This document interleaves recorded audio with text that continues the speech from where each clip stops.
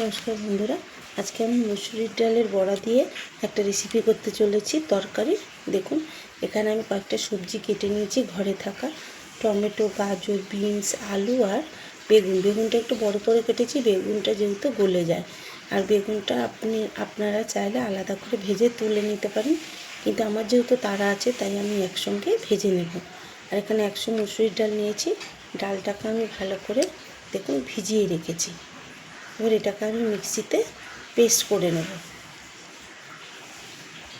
মিক্সিতে পেস্ট করার সময় এর মধ্যে 2-3টে কাঁচা লঙ্কা দিয়ে দেবেন, তাতে খেতেও আরও ভালো লাগবে। বন্ধুরা, ডালটাকে আমি পেস্ট করে নিয়েছি লঙ্কা দিয়ে। এবার নুন, হলুদ এর মধ্যে দিয়ে দিয়েছি, আর দিয়ে দেবো একটু অল্প পরিমাণে চিনি দিয়ে এটাকে ভালো করে মিশিয়ে নেব। গরম হয়ে গেছে কড়াইতে,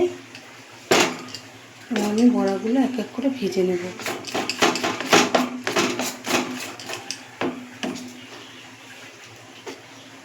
বড়াগুলো আমি একদম ছোট ছোট করবো, যেহেতু তরকারিতে দেবো।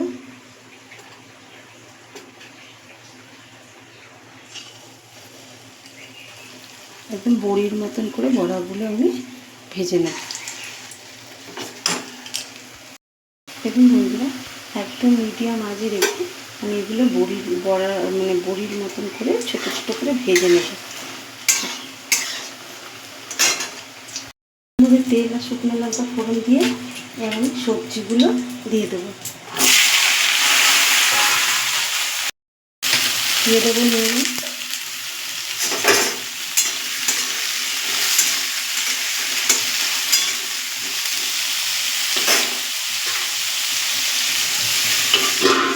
মিডিয়াম আঁচে রেখে কিছুক্ষণের জন্য, 2-3 মিনিটের জন্য একটু ঢাকা দিয়ে রাখবো।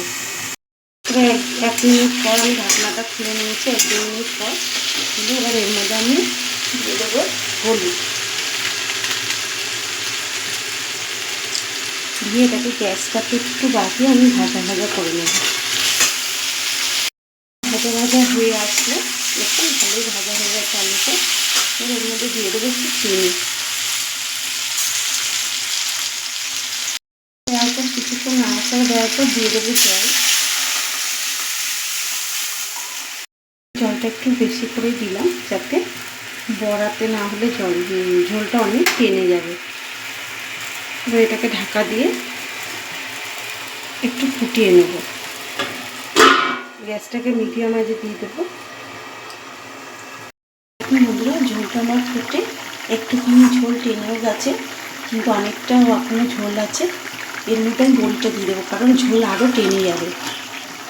বড়াতে প্রচুর পরিমাণে জল চুষে নেয়। এবার এটাকে আমি একদম গ্যাস কমিয়ে কিছুক্ষণ ফুটিয়ে নেব।